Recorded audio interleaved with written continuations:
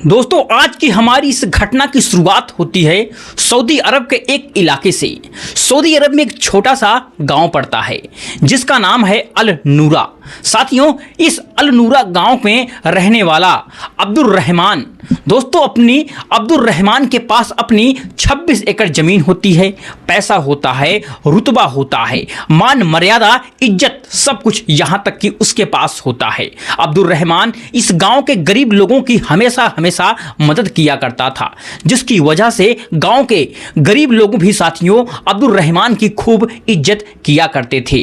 अब साथियों, अब्दुल रहमान के परिवार में इसका एक इकलौता ही बेटा होता है जिसका नाम था तारिक। साथियों, तारिक भी बहुत ही यहाँ तक कि मेहनती लड़का होता है। तारिक अक्सर अपने पिता की खेती किसानी का काम ही किया करता था। दोस्तों, तारिक भी बहुत अच्छी मेहनत करके अच्छे खासे पैसे कमाया करता था। अब तारिक की साथियों शादी लगभग 8 साल पहले आयशा के नाम से लड़की से हुई थी, लेकिन तारिक और साथियों आयशा के पास कोई भी यहाँ तक कि अपनी औलाद नहीं होती है, जिसकी वजह से पति पत्नी बड़े साथियों परेशान रहते थे, उदास भी रहते थे। लेकिन सबसे बड़ी साथियों उदासी और परेशानी का कारण खुद साथियों अब्दुल रहमान होता है। अब्दुल रहमान साथियों अक्सर अपने बेटे तारिक को एक ही बात कहता था कि बेटा, घर में कोई वारिस बिल्कुल होना चाहिए। अगर वारिस नहीं होगा तो इतनी बड़ी यहाँ तक कि जमीन जायदाद को कौन संभालने वाला आखिरकार होगा। और इस तरह साथियों बेटा तारिक अपने पिता अब्दुल रहमान को हमेशा एक ही बात किया करता था। साथियों, पिताजी हम दोनों मिलकर के कोशिश करते हैं, लेकिन यह बात हमारे बस की बिल्कुल नहीं है। जिस दिन अल्लाह की मर्जी होगी तो तुम्हें जरूर घर का वारिस मिल जाएगा। और इसी साथियों बात को लेकर के पिता और यहाँ तक कि बेटे के बीच में हमेशा झगड़ा हो जाया करता था। दोस्तों, कभी कभी तो यहाँ तक कि पति और पत्नी के बीच में झगड़ा हो जाया करता था। इस तरीके से साथियों कोई भी ऐसा दिन नहीं गुजरता था जिस दिन साथियों बच्चे को लेकर के इनके परिवार में झगड़ा नहीं होता था। दोस्तों, कुछ दिनों का वक्त गुजर जाने के बाद एक साथियों तारीख आ जाती है 5 जनवरी 2026 का दिन। सुबह के करीब लगभग 9:30 बज रहे थे, आसपास का वक्त था। साथियों आयशा अपने घर में बिल्कुल अकेली होती है। न तो साथियों घर में उसका पति होता है उस समय, और न ही साथियों घर में उसका ससुर अब्दुल रह होता है। उसी समय साथियों घर के दरवाजे पर दस्तक होती है और फिर साथियों आयशा अपने घर का दरवाजा साथियों खोल देती है। साथियों आयशा देखती है कि उसके सामने इमरान नाम का लड़का खड़ा होता है। और साथियों इमरान एक ऐसा लड़का होता है जो कि साथियों महिलाओं का काफ़ी ज़्यादा यहाँ तक कि शौकीन था।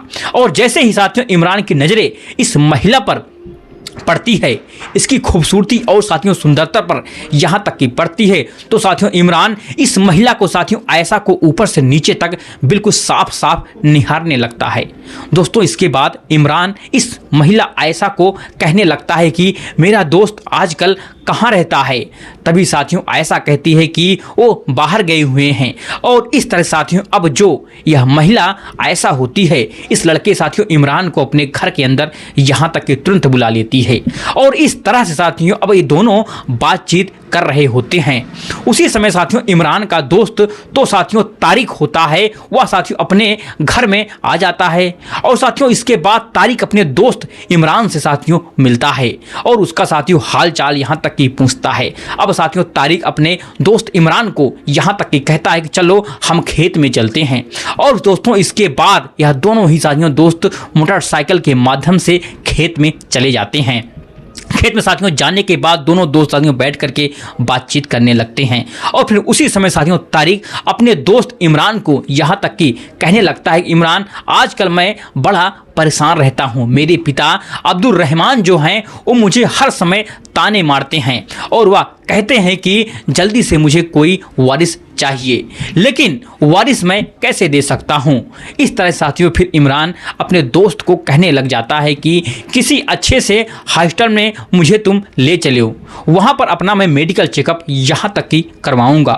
और उसी समय साथियों तारिक अपने दोस्त इमरान को कहता है कि देखो, पिछले ही हफ्ते में एक हॉस्पिटल में मैं गया था, वहाँ पर डॉक्टरों ने मेरे अच्छे तरीके से यहाँ तक कि मेरा चेकअप भी किया था। डॉक्टरों ने मुझे बोला कि तुम भविष्य में कभी भी यहाँ तक कि पिता नहीं बन सकते हो, क्योंकि तुम्हारे अंदर बहुत बड़ी यहाँ तक की कमी है। लेकिन यह बात मैंने सिर्फ तुम्हें ही मेरे दोस्त बताई है, अपने परिवार वालों को मैंने कभी भी इस बात को नहीं बताई है। ऐसी ऐसी बातें जब दोनों दोस्त के बीच में हो रही होती है तो साथियों उसी समय गाँव की एक बड़ी ही खूबसूरत विधवा महिला जिसका नाम था खदीजा, साथियों वो वहाँ पर तुरंत आ जाती है। और खदीजा साथियों एक ऐसी महिला होती है जिसका चाल चलन और चरित्र कुछ ठीक नहीं होता है। वह साथियों हमेशा अमीर लोगों को ठगने का प्रयास करती रहती थी और खदीजा की नज़रें में जैसे इस तारिक पर पड़ती हैं तो साथियों वह तारिक के पास यहाँ तक की आ जाती है और कहने लगती है कि तारिक मुझे पैसे की सख्त यहाँ तक की ज़रूरत है, क्योंकि मेरे घर का राशन पानी बिल्कुल ख़त्म हो चुका है। तारिक साथियों साफ साफ मना कर देता है। जैसे ही साथियों तारिक मना कर देता है तो साथियों वहाँ पर इमरान भी साथियों उसके साथ बैठा होता है। इसके बाद साथियों विधवा महिला खदीजा इमरान को कहने लग जाती है कि अगर तुम्हारे पास कुछ पैसे हों तो मुझे ब्याज पर तुम दे दो, अगले महीने में पक्का लौटा दूंगी। लेकिन साथियों इमरान का स्वभाव बड़ा ढीला होता है। इमरान साथियों इस महिला खदीजा को कहने लग जाता है कि पैसे तो मैं तुम्हें तुरंत दे दूंगा, लेकिन तुम्हें मेरे साथ खेत में चलना पड़ेगा। जैसे ही साथियों यह बात खदीजा को कही जाती है तो साथियों खदीजा इससे भी 4 कदम आगे होती है। वह कहने लगती है कि खेत में जाना कोई बड़ी बात नहीं है, लेकिन पहले तुम्हें मुझे पैसे देने पड़ेंगे। और इस तरह से अब साथियों इमरान उसी समय अपनी जेब से पैसे तुरंत निकालता है और साथियों इस महिला खदीजा को तुरंत दे देता है और फिर कहता है कि अब तुम्हें मेरे साथ खेत में चलना पड़ेगा। इसके बाद साथियों फिर इमरान इस महिला खदीजा को लेकर के पास के ही खेत के अंदर आखिरकार चला जाता है। और फिर कुछ समय के बाद साथियों जब दोनों वापस बाहर आते हैं तो साथियों माहौल बिल्कुल सामान्य हो चुका था।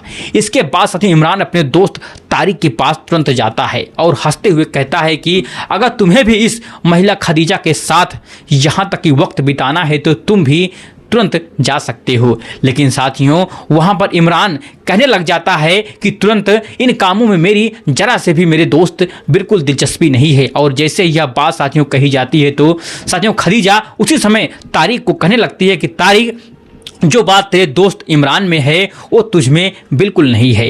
इमरान मुझसे बहुत ज़्यादा लगाव रखता है, लेकिन यहाँ तक की बात तुम चाहत करने वालों में से नहीं हो। तुम्हारी शादी को तो लगभग यहाँ तक कि 8 साल का समय बीत चुका है। तुमने एक चिड़िया तक यहाँ तक की पैदा तुम नहीं कर पाए हो। और इस तरह से जैसे ये बात कही जाती है तो वहां पर साथियों इस लड़के तारिक को तुरंत गुस्सा आ जाता है और फिर तारिक इसको धमकाना शुरू कर देता है, यहां तक कि साथियों डांटना शुरू कर देता है। लेकिन खदीजा रुकती नहीं है। खदीजा कहने लगती है कि तुम एक नामर्द आदमी हो, तुमने आज तक अपनी पत्नी को ही एक बच्चा भी नहीं दे पाए हो, तुम मुझे कैसे आखिरकार खुश कर सकते हो। दोस्तों इस तरह से अब तारिक को बहुत बड़ा गुस्सा आ जाता है और तारिक साथियों देखते ही देखते इस महिला खदीजा के साथियों गाल पर यहाँ तक कि तमाचा जड़ देती है। और जैसे ही साथियों खदीजा को थप्पड़ मारा जाता है तो साथियों खदीजा वहाँ पर चीखना चिल्लाना यहाँ तक कि तुरंत शुरू कर देती है, शोर मचाना शुरू कर देती है। वहाँ पर साथियों कुछ लोग इकट्ठा हो जाते हैं और जैसे लोग साथियों इन दोनों के पास आखिरकार पहुँचते हैं तो पूछने लगते हैं कि खदीजा आखिर बात क्या है, तुम क्यों आखिरकार चिल्ला रही हो, क्यों चिल्ला रही हो। खदीजा साथियों उसी समय कहती है कि इस तारिक ने मेरे गाल पर तमाचा मारा है। अब लोग साथियों पूछने लग जाते हैं कि तुम्हें थप्पड़ क्यों आखिरकार मारा है। इसके बाद साथियों खदीजा इन लोगों को कहने लग जाती है कि जब एक नामर्द आदमी हो तो उसके नामर्द ही आखिरकार कहा जाता है और मैंने इसको नामर्द ही बोल दिया है, इस वजह से इसने मुझे थप्पड़ जोर से मारा है। जैसे ही साथियों इन सब के बीच बातचीत चल रही होती है तो साथियों उसी समय तारिक का पिता अब्दुल रहमान भी साथियों वहां पर आ जाता है। और दोस्तों फिर अब्दुल रहमान देखता है कि वहां पर लोगों की भीड़ जमा हो रखी है और वहाँ भी साथियों इस भीड़ के पास वो भी चला जाता है। यहाँ तक कि देखता है कि खदीजा इसके बेटे तारिक के साथ झगड़ा कर रही है, मारपीट कर रही थी। अब साथियों अब्दुल रहमान खदीजा से पूछने लगता है कि तुम मेरे बेटे को आखिरकार क्यों मारा है। दोस्तों फिर खदीजा कहती है कि तुम्हारे बेटे ने मुझे थप्पड़ मारा है मेरे गाल पर। तभी अब्दुल रहमान साथियों पूछने लगता है कि मेरे बेटे ने आखिरकार तुम्हें क्यों थप्पड़ मारा है। साथियों खदीजा कहने लग जाती है कि जब तुम्हारा बेटा नामर्द है और मैंने उसको एक बार नामर्द बोल दिया तो इसके में क्या बुराई है। अब जैसे ही साथियों यह बात कही जाती है तो साथियों अब्दुल रहमान अपने बेटे तारिक को तुरंत डांटना फटकारने शुरू कर देता है, गुस्सा करना यहाँ तक कि तुरंत शुरू कर देता है। वह भी साथियों अपने बेटे से कहने लगता है कि जब तुम एक नामर्द आदमी हो तो अगर इसने तुम्हें नामर्द कह दिया तो इसमें आखिरकार क्या बुराई है। यह बात साथियों बेटे तारिक के मन को छू जाती है। यह साथियों सारी बातें उसके दिल में बिल्कुल घर कर जाती है। लेकिन अब्दुल रहमान साथियों यहीं पर नहीं रुकता है। वह अपने बेटे तारिक को कहने लगता है कि देखो तुम्हारी शादी को 8 साल का समय बीत चुका है और तुमने अभी तक एक चिड़िया का बच्चा भी आखिरकार पैदा नहीं किया है। जैसे ये बातें साथियों कही जाती हैं तो साथियों यह सारी बातें तारिक के यहाँ तक कि दिलो दिमाग में जा कर के तुरंत बैठ जाती है। तारिक साथियों वहाँ पर सबके बीच बिल्कुल शर्मिंदा हो जाता है। अब साथियों तारिक एक बहुत ही बड़ा यहाँ तक कि कांड करने वाले होता है और वो साथियों इस कांड की गूंज पूरे इलाके में गूंजने आखिरकार वाली थी। इस तरीके से साथियों अब जो अब्दुल रहमान होता है वह जैसे जैसा है तैसे करके उस महिला खदीजा को कुछ पैसे दे करके मामला साथियों तुरंत शांत करा देता है। लोग भी साथियों बीच बचाव करना शुरू कर देते हैं और इस तरह साथियों मामला खत्म हो जाता है। आखिरकार साथियों शाम का वक्त हो जाता है। शाम के समय साथियों लड़का तारिक अपने घर पर बैठा होता है। साथियों उसी समय अब्दुल रहमान भी अपने घर पर साथियों आ जाता है। लेकिन साथियों जो तारिक होता है वह अपने पिता से बात तक नहीं करता है और इस तरह से साथियों अब अब्दुल रहमान अपने बेटे से कहने लगता है कि बेटा कल सुबह तुम्हें खेते में पानी देने के लिए तुम्हें जाना पड़ेगा। सारी फसलें सूख पड़ी हैं। लेकिन उसी समय साथियों तारिक अपने पिता को कहने लगता है कि पिताजी आज से मैं खेत में काम करने के लिए बिल्कुल नहीं जाऊंगा, मैं छोड़ दे रहा हूं आज से। जैसे यह बात साथियों अब्दुल रहमान सुनता है तो साथियों उसे भी गुस्सा आ जाता है। वह कहने लगता है कि अगर तुमने काम छोड़ दिया तो कोई बात नहीं है, मैं कोई अच्छा सा नौकर रख लूँगा जो मेरे खेतों में काम करेगा। और इस तरह से बात वहीं साथियों तुरंत खत्म हो जाती है। साथियों 2-4 दिनों का वक्त यहाँ तक कि गुजर जाता है और साथियों फिर एक तारीख आती है 15 जनवरी 2026 का दिन। सुबह करीब 9:30 बजे के आसपास का समय होता है। साथियों अब्दुल रहमान फिर साथियों अपने बेटे के पास जाता है और वह तुरंत कहता है कि बेटा जो बात बीत गई है उसे तुम छोड़ दो, तुम खेतों में जाना आखिरकार शुरू कर दो। लेकिन साथियों तारिक उसकी बातों को अनसुना कर देता है, जैसे सुन ही नहीं रहा हो। तारिक साथियों अपने मन में सोचने लगता है कि उसके पिता ने उसे नामर्द कहा है, लोग उसे नामर्द कहते हैं और इस शब्द को साथियों उसे मिटाना पड़ेगा। दोस्तों एक दिन ऐसा आएगा जब सब लोग उसे मर्द कहेंगे। इसी सोच के साथ साथियों वह अपने पिता को साफ मना कर देता है और थक हार कर साथियों अब्दुल रहमान गांव के ही साथियों के लड़के के पास वह जाता है जिसका नाम था फैजल खान। साथियों फैजल खान देखने में साथियों एक लंबा चौड़ा मजबूत नौजवान लड़का था। वह अक्सर साथियों बड़े लोगों के खेतों में काम करता था। जैसे साथियों ही अब्दुल रहमान उसके पास जाता है साथियों वह कहता है कि फैजल तुम मेरे खेतों में काम करना शुरू कर दो, मैं तुम्हें हर महीने अच्छी रकम यहाँ तक की दूंगा।